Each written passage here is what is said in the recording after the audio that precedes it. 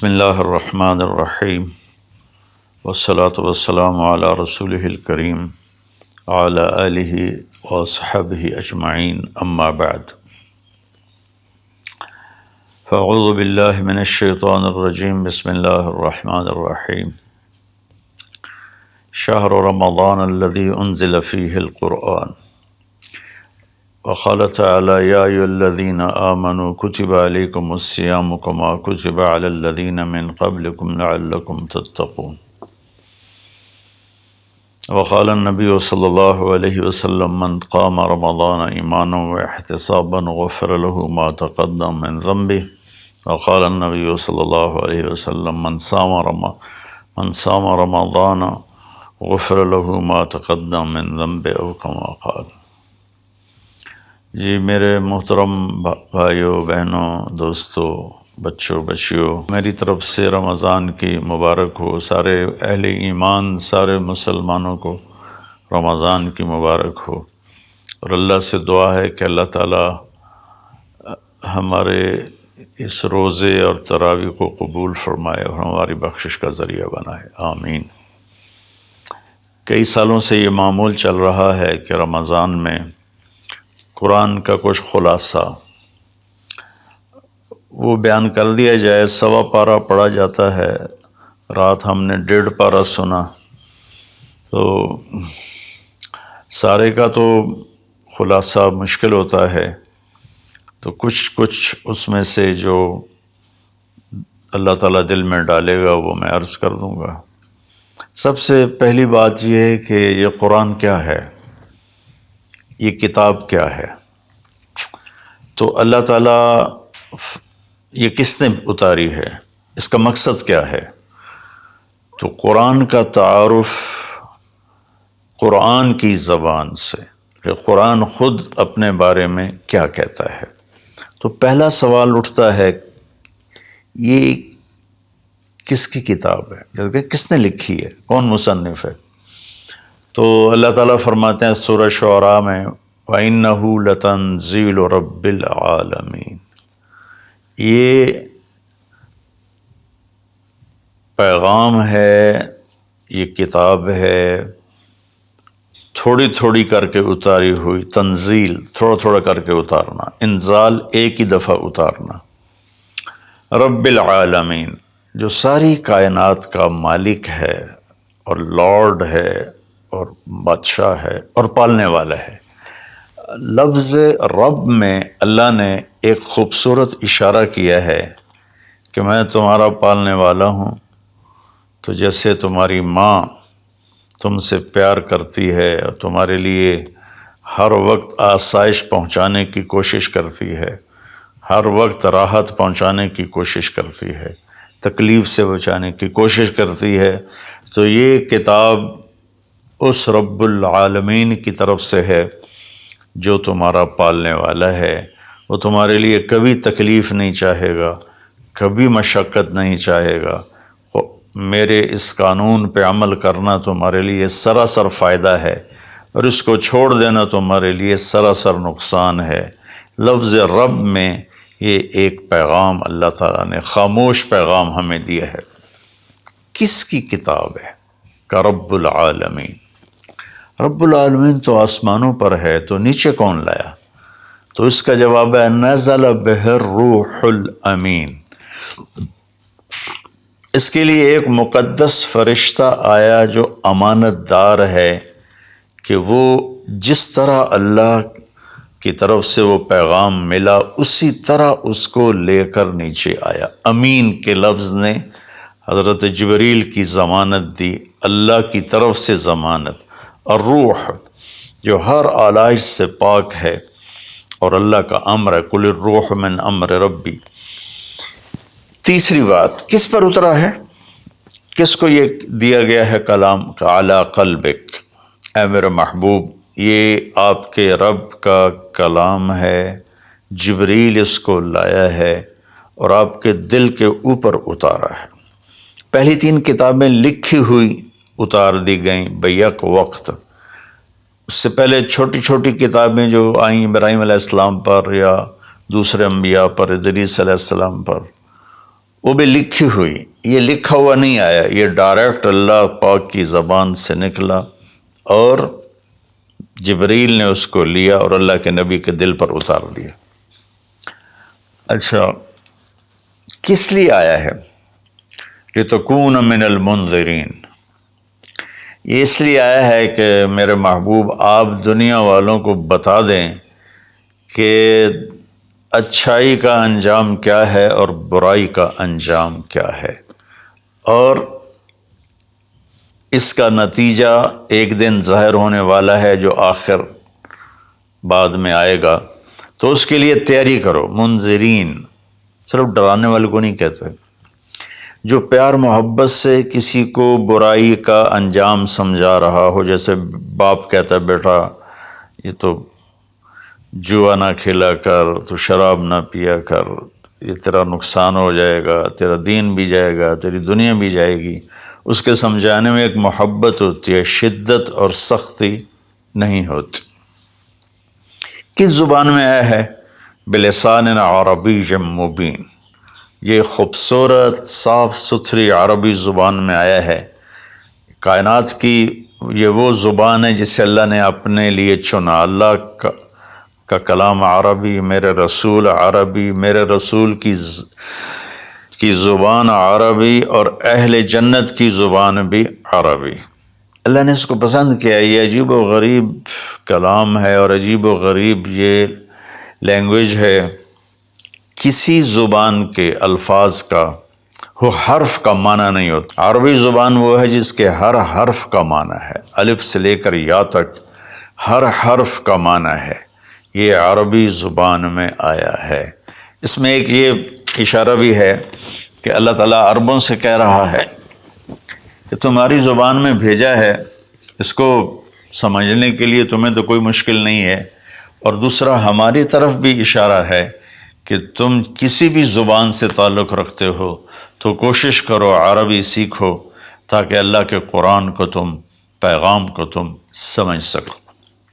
یہ مختصر سا تعارف ہے کہ قرآن کس کا کلام ہے؟ اللہ کا۔ کون لایا؟ جبریل۔ کن کے پاس لایا؟ ہمارے نبی پاک صلی اللہ علیہ وسلم۔ کس لیے لایا؟ کہ ہمیں زندگی کا انجام سمجھایا جا سکے کہ انسان ایک ایسی مخلوق ہے جو ماں کے پیٹ سے بالکل جاہل پیدا ہوتا ہے، اور اس کے مقابلے میں ماں انڈے سے نکلنے والا ہو یا ماں کے پیٹ سے نکلنے والا جانور اور کیڑے مکوڑے، یہ چونٹی کتنی چھوٹی ہوتی ہے اور انڈا کتنا چھوٹا ہوگا، تو اس سے نکل کر وہ اندھیرے میں ہوتی ہے، اور اس سے زندگی گزارنے کا پورا طریقہ معلوم ہوتا ہے کہ میرے لیے ٹھیک کیا ہے، غلط کیا ہے، صحیح کیا ہے، غلط کیا ہے۔ انسان پیدا ہوتا ہے، واللہ اخرجکم من بطون امہاتکم لا تعلمون شیئا، میرے بندو اللہ نے تمہیں ماں کے پیٹ سے نکالا، تم کچھ بھی نہیں جانتے تھے، تو ہمیں باہر سے علم لینا ہوتا ہے، اور باقی کسی مخلوق کا امتحان نہیں، میرا اور آپ کا امتحان ہے کہ اللہ فَهَدَيْنَاهُ النَّجْدَيْنِ، یہ دو راستے ہیں، یہ سیدھا ہے، یہ غلط ہے۔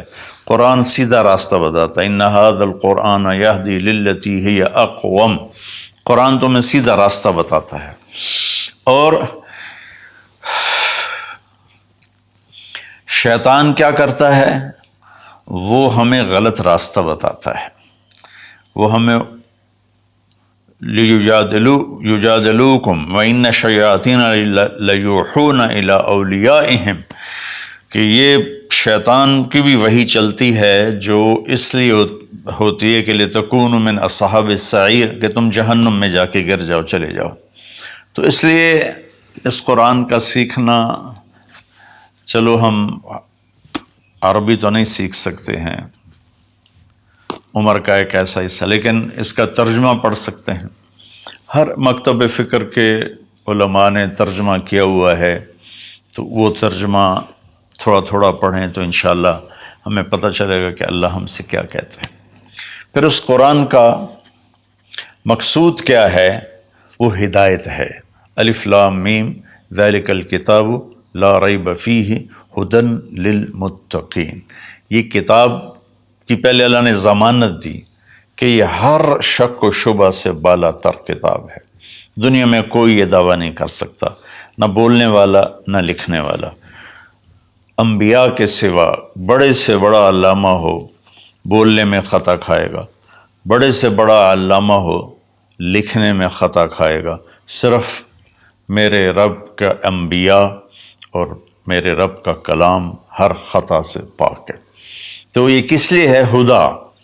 ہدن للمتقین، یہ ہدایت ہے۔ ہدا یہ چونکہ عربی زبان ان کی تھی، تو اللہ تعالیٰ نے انہی کی، سبحان اللہ،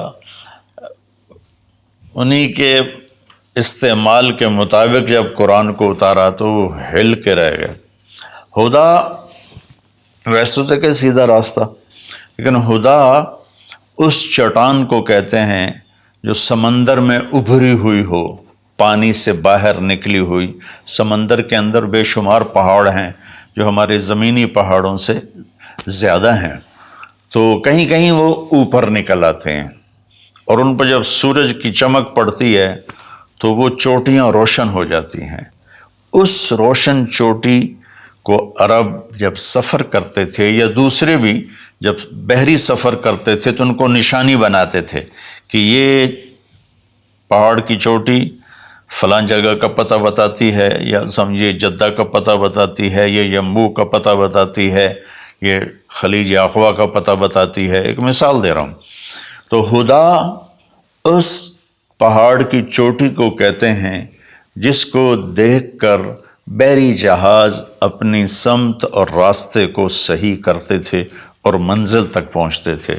تو اللہ نے اس کتاب کو ہدا فرمایا ہے کہ انسانی سمندر میں، انسانی زندگی کی کشتی کے لیے، میں پھر دہراتا ہوں، انسانیت کے سمندر میں انسانی زندگی کی کشتی کے لیے یہ جو قرآن ہے، یہ وہ چوٹی ہے پہاڑ کی جس سے تم راستہ پاتے ہو اور جس سے تم اپنی منزل تک پہنچتے ہو۔ ایک مقصد تو اس کا یہ ہے کہ مجھے کیا کرنا ہے قرآن بتائے گا، کیا نہیں کرنا قرآن بتائے گا۔ جو کہا گیا وہ کر لو، جس سے روکا ہے وہ چھوڑ دو۔ دوسرا، قرآن کا مقصود کیا ہے؟ ھذا بلاغ للناس، یہ پیغام ہے لوگوں کو پہنچانے کے لیے، جس کو امت آج بھلا چکی ہے۔ مدت ہوئی صیاد نے چھوڑا بھی تو کیا، تاب پرواز نہیں راہ چمن یاد نہیں۔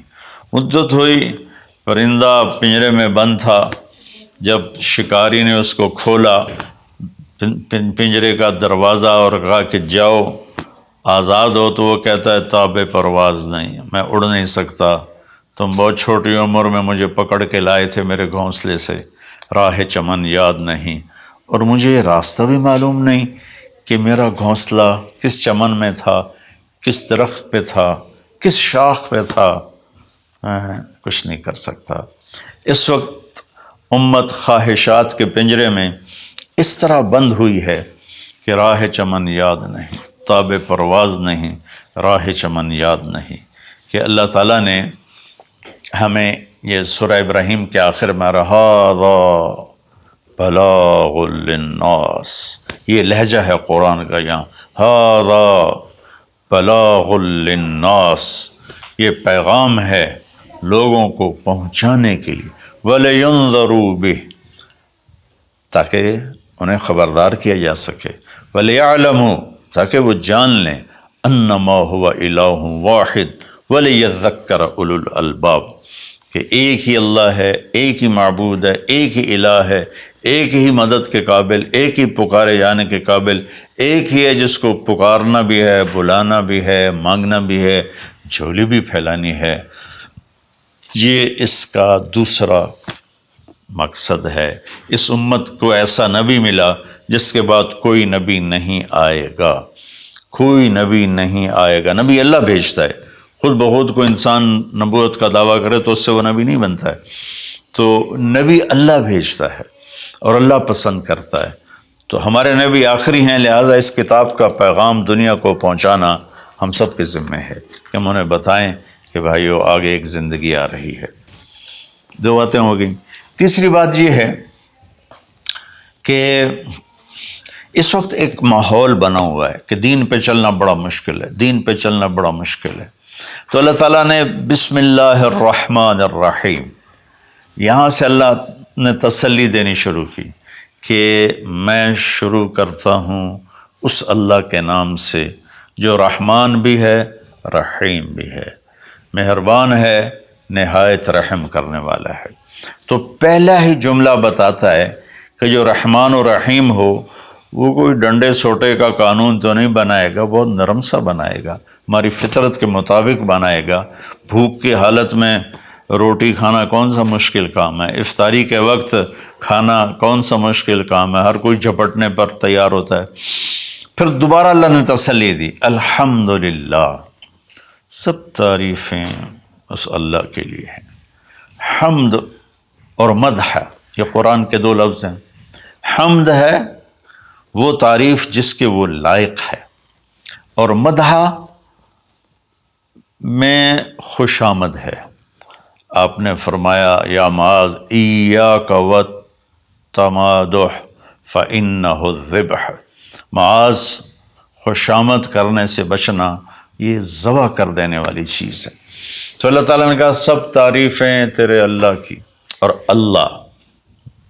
اللہ کے صفاتی نام 99 ترمذی شریف میں ہیں، لیکن وہ 99 نام صرف نہیں ہے، بلکہ جیسے اللہ اپنی ذات میں لامحدود ہے تو اس کی نام بھی لامحدود ہیں، لیکن ذاتی نام جو ہے وہ اللہ ہے۔ اللہ میرے بر صغیر میں خدا بولا جاتا ہے عام طور پہ، اہل علم بھی یہی بولتے ہیں، عام لوگ بھی یہی بولتے ہیں۔ میرا اس سے کوئی اختلاف نہیں ہے کہ یہ نہیں بولنا چاہیے۔ خدا فارسی کا لفظ ہے، پتہ نہیں کس نے یہ لفظ بنایا، خدا، وہ جسے کسی نے نہ بنایا ہو اسے خدا کہتے ہیں، لیکن اللہ نے اپنا نام بتایا کہ میرا نام اللہ ہے۔ تو ترجمہ لفظوں کا نہیں ہوتا، نام کا ترجمہ نہیں ہوتا، ترجمہ عبارات کا ہوتا ہے۔ میرا نام طارق جمیل ہے، اس کے الفاظ کا مطلب ہے کچھ، لیکن مجھے طارق جمیل کہہ کے پکارا جاتا ہے، اور طارق رات کو آنے والا، اور طارق کھٹکھٹانے والا، میں تو کوئی نہیں کھٹکھٹا رہا۔ مولانا خوبصورت، جمیل خوبصورت کو کہتے ہیں، نام کا ترجمہ نہیں ہوتا۔ اس لیے بہتر یہ ہے کہ اللہ کو صرف اللہ کے نام سے پکارا جائے، اللہ، سبحان اللہ، زبان ہی میٹھی ہو جاتی، اللہ۔ یہ کوئی حرام حلال کی بات نہیں کر رہا ہوں، افضل اور اولیٰ کی بات کر رہا ہوں کہ جو نام اللہ نے اپنا کہا، اللہ، قرآن کو شروع اس سے کیا، ہمیں اللہ کہنا چاہیے۔ جو لفظ اللہ میں نور ہے وہ لفظ خدا میں ہے ہی نہیں، صرف اللہ کا حق، صرف اللہ کا حق۔ اور اللہ کے نام میں ایک عجیب صفت ہے، کسی بھی نام کا کوئی لفظ حرف نکالو تو مطلب بدل جاتا ہے۔ جیسے طارق، رات کو آنے والا، طرق، الف نکال دو، طرق، تو طرق کا مطلب ہے زمین پہ قدم مارنا، طریق سے طرق ہے۔ طریق ہوتا ہے زمین کی وہ جگہ جس پر پاؤں کی دھمک پڑتے پڑتے پڑتے پڑتے راستہ بن جائے، اس لیے اس کو طریق کہتے ہیں۔ تو توئے ہٹا دو تو ارق، بے قرار۔ جمیل کا جیم ہٹا دو تو میل بن گیا، میل بن گیا۔ یہ ہٹا دو تو جمل، اونٹ بن گیا۔ لفظ اللہ کی ایک خصوصیت ہے کہ اس کے ہر حرف کو ہٹا دو تو اشارہ اللہ کی طرف ہی ہوتا ہے، اللہ اللہ ہی ہے۔ الف ہٹا دو، للہ، تو اللہ کہتا ہے للہ ما فی السماوات و ما فی الارض، تو اشارہ اللہ کی طرف۔ اگلا لام ہٹا دو تو بچ جاتا ہے لہو، تو اللہ تعالیٰ کہتا ہے لہو ما فی السماوات و ما فی الارض۔ پچھلا لام ہٹا دو، الف کے بعد کا لام ہٹایا تو الہ بن گیا، اور آخری لام ہٹایا تو لہو بن، آخری لام ہٹایا تو الہ بنا۔ اور پہلا ہٹائے تو لہو بنا. تو میرا رب کہتا ہے اللہ، اچھا اللہ، الف ہٹا دو، للہ، اللہ، للہ ما فی السماوات و ما فی الارض، پھر لام بھی ہٹا دو، الف بھی ہٹا دیا، لام بھی ہٹا دیا، تو لہو ما فی السماوات و ما فی الارض. پھر آخری لام کو ہٹا کے پہلے لام کو بچا لیا تو وَهُوَ الَّذِي فِي السَّمَاءِ إِلَٰهٌ وَفِي الْأَرْضِ إِلَٰهٌ. اور پھر سب سے عجیب بات کہ سارے حرف ہٹا کر آخری ہے کی پیش کو باقی رکھو نا، تو وہ ہے اللہ لا الہ الا ہو. اللہ لا الہ الا ہو، هو اللہ الذی لا الہ الا ہو، قل هو اللہ احد، هو اللہ الذی لا الہ الا ہو. یہ لہو ما فی السماوات و ما فی الارض. تو اللہ تعالیٰ نے ہمیں تسلی دی کہ میں بہت بڑا ہوں. اچھا یہ اللہ، یہ جو تو قانون بھیج رہا ہے، تو قانون تو بڑے سخت ہوتے ہیں. تو اللہ کہتا ہے رب العالمین، نہیں میں تمہاری ماں سے زیادہ پیار کرنے والا ہوں، میں تم پر ایسے ڈنڈے نہیں چلاؤں گا. تو لیکن میرا اللہ کہتا ہے کہ میرا بندہ، میں تیری ماں سے 70 گنا کا مطلب سدہ 70 نہیں ہوتا، لا محدود درجے میرا پیار ہے. پھر تسلی نہیں ہوتی، یا اللہ تو قرآن تو بھیج رہا ہے، پتہ نہیں ہم عمل کر سکیں گے کہ نہیں کر سکیں گے. تو پھر اللہ کہتا ہے الرحمن الرحیم. کیوں ڈر گئے ہو؟ کیوں قرآن کے مطابق دکان نہیں چلاتے، زندگی نہیں گزارتے، جاب نہیں کرتے، زراعت نہیں کرتے، تجارت نہیں کرتے، شادی نہیں کرتے، ساری چیزوں کو بنا لیں، تو کیوں ڈرتے ہو؟ رب العالمین پہلی گارنٹی، الرحمن الرحیم پہلے بسم اللہ سے. پھر دوسری گارنٹی اللہ، کہ میں اللہ ہوں، نفع نقصان کا مالک ہوں. پھر رب العالمین، تم پر مہربان ہوں، تمہارا پالنے والا ہوں. پھر الرحمن الرحیم کی دوبارہ تکرار ہے. کیوں ڈرتے ہو؟ رحمان بھی ہوں، رحیم بھی ہوں. اب اللہ نے جزا سزا کا بھی ایک رکھا نا، کہ بہت سے لوگ ہیں جو محبت کی بات جتنی بھی کرو وہ الٹا ہی سوچتے ہیں، تو اس کو دھمکانے کے لیے مالک یوم الدین. پھر یہ بھی یاد رکھنا کہ میرے لیے، میرے پاس جزا سزا کا بھی نظام ہے. اس کو اللہ تعالیٰ اتنے خوبصورت انداز میں بیان کرتا ہے کہ ہم تو چونکہ عرب نہیں ہیں، لیکن عربی کچھ پڑھی تھوڑی بہت، اللہ نے اس کا ذوق بھی دیا. تو ابھی ساری بات ہو رہی کہ وہ ایسا ہے، وہ ایسا ہے، وہ ایسا ہے، لیکن آگے ہے ایاک نعبد و ایاک نستعین. یا اللہ تیری ہی بندگی کرتے ہیں، تجھی سے مدد مانگتے ہیں. تو ایک دم جیسے اللہ سامنے آ گیا ہو، الحمدللہ رب العالمین الرحمن الرحیم. ان الفاظ نے اس طرح کر دیا جیسے اللہ میرے سامنے آ گیا ہے، جیسے کأنک تراہ، جیسے اللہ میرے سامنے آ گیا تو میں کہتا ہوں ایاک نعبد، یا اللہ میں تو تیری ہی بندگی کرتا ہوں، و ایاک نستعین، یا اللہ میں صرف تجھے پکارتا ہوں مدد کے لیے، میں کسی اور کو نہیں پکارتا. میرے نبی نے حضرت عبداللہ بن عباس سے فرمایا وَإِذَا سَأَلْتَ فَاسْأَلِ اللَّهِ وَإِذَا اسْتَعَنْتَ فَاسْتَعِنْ بِاللَّهِ، کہ اے بچے، اے میرے یا غلام، اے میرے پیارے چچا زاد بھائی، تو ایسا جب تجھے پکارنا ہو تو اللہ کو پکارنا. مدد کے لیے صرف اللہ ہے جو آتا ہے، اللہ کے سوا کوئی مدد نہیں کر سکتا. یہ اسباب کی دنیا ہے، ایک دوسرے سے مدد لینا. تو میرے نبی نے قرضے اٹھائے، میرے نبی نے زرہ پہنی، میرے نبی نے تلوار اٹھائی، لیکن وہ کام جو براہ راست اللہ کے ہاتھ میں ہے، ان میں صرف اللہ کو پکارا جاتا ہے، ان میں صرف اللہ کو پکارا جاتا ہے. ایاک نعبد و ایاک نستعین. علماء فرماتے ہیں ساری آسمانی کتابوں کا خلاصہ قرآن ہے، اور قرآن کا خلاصہ سورۃ فاتحہ ہے، اور سورۃ فاتحہ کا خلاصہ ایاک نعبد و ایاک نستعین ہے. اے میرے اللہ، یا اللہ، یہ صرف اللہ کے ساتھ ہے اور کسی کے ساتھ نہیں ہے.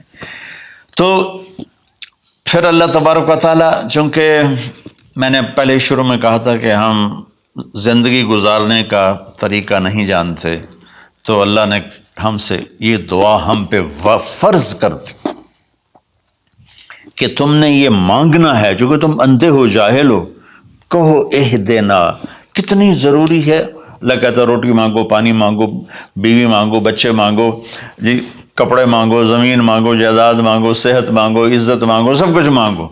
لیکن ایک چیز اللہ نے فرض کر دی کہ میرے بندے اگر تو ہدایت کے بغیر مر گیا تو برباد ہو جائے گا، لہذا تم پہ واجب کرتا ہوں، فرض کرتا ہوں کہ اہدنا الصراط المستقیم. اہدنا پہلے میں بتا چکا ہوں کہ خدا یا اللہ وہ چٹان دکھا دے جس کو دیکھ کر میری زندگی کی راہیں صحیح جگہ تک مجھے پہنچائیں. خدا عرب اس کو سن کے ہل گئے تھے کہ وہ محاورہ سمجھتے تھے، ہم محاورہ نہیں سمجھتے، لیکن عرب کیوں ہل گئے تھے؟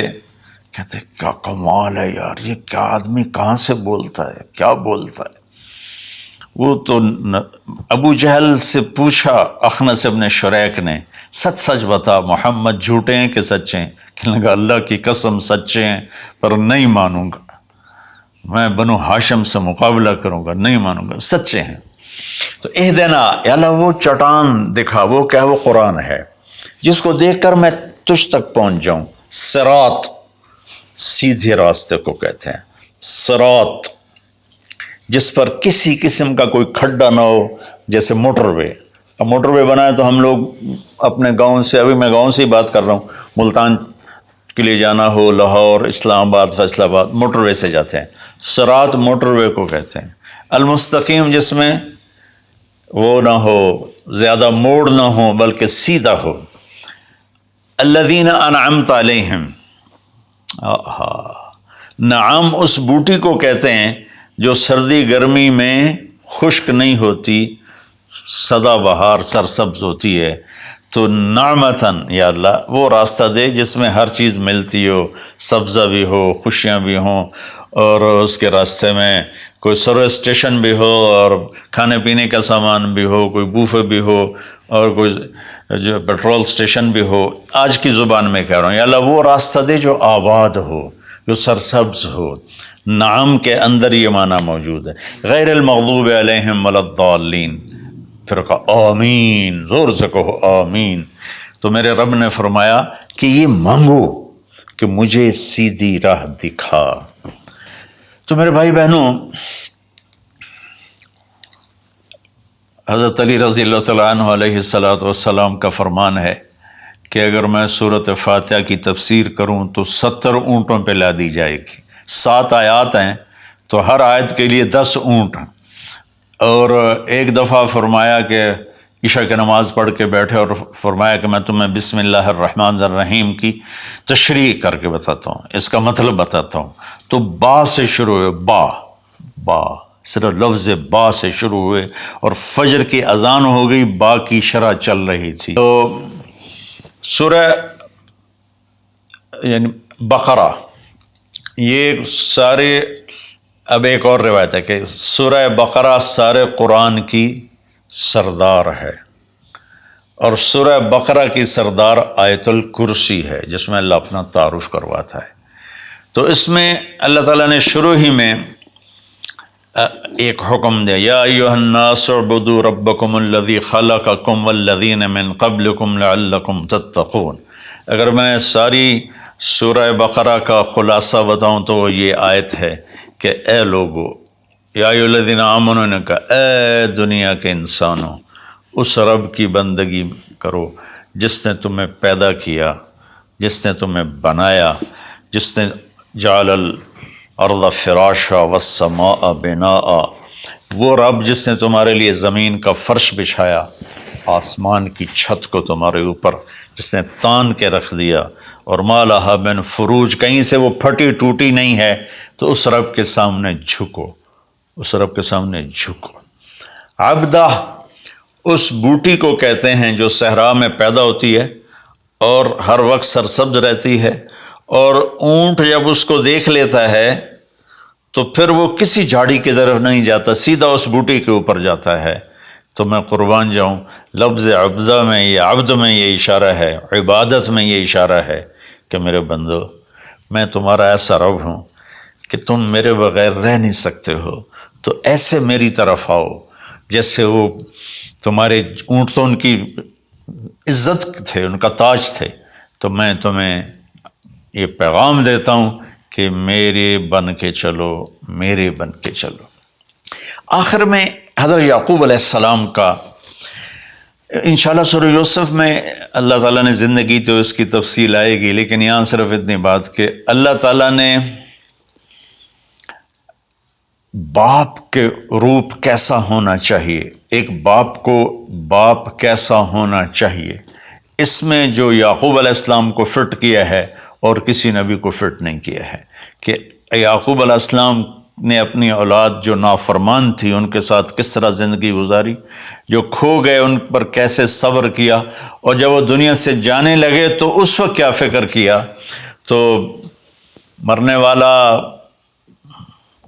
کبھی کسی سوچ میں ہوتا ہے، کبھی کسی سوچ میں ہوتا ہے، تو یعقوب علیہ السلام نے فرمایا ما تعبدون من بعدی، دیکھو بیٹو میں جا رہا ہوں، میرے بعد کس کی عبادت کرو گے؟ تو انہوں نے کہا کہ ہم آپ کے رب کی اور ابراہیم کے رب کی، اسماعیل کے رب کی ہم عبادت کریں گے۔